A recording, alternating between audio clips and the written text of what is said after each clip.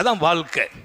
நம்ம செய்த தவறை உணரணும், மன்னிப்பு கேட்கணும். அவங்க மன்னிக்கிறேன்னு சொல்லணும், கேட்கப்படுறவங்க மன்னிக்கணும், இவங்க கேட்கணும். இன்னைக்கு மீண்டும் மீண்டும் நாம் நமக்கிடையே வருத்தங்களை வளர்த்து விடுவோம் என்றால் நிம்மதி இழக்கிறோம், வெற்றியை இழக்கிறோம். எனவே வெற்றியை நோக்கி இந்த பயணிக்கும் பாதையில் உணர்ச்சிகளை கட்டுப்படுத்துவோம், கோபத்தை மெல்லுவோம், விழுங்குவோம் என்று அல்லாஹ் சொன்னதை போல் சர்க்காரை ஆலம் ஸல்லல்லாஹு அலைஹி வஸல்லம் வாஹ்சின் இலா மன் அஸா இலை, உனக்கு தீங்கே ஒருவர் செய்தாலும் அவருக்கு நீ நல்லதை பகரமாக செய்துவிடேன் என்கிறார்கள். என்னப்பா குறைஞ்சு போயிடுவேன்?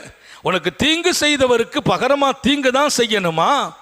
அது என் சுன்னத்து இல்லைங்கிறாங்க பெருமானார். உனக்கு தீங்கு செய்தவரை கூட நீ மன்னித்து விடுவதை தாண்டி நல்லது செய். யஹ்சின் வஹ்சின் இலா மன் அஸா இலை, உனக்கு தீங்கு செய்தவருக்கு மன்னிப்பை தாருங்கள். ஒவ்வொரு வீடுகளிலும்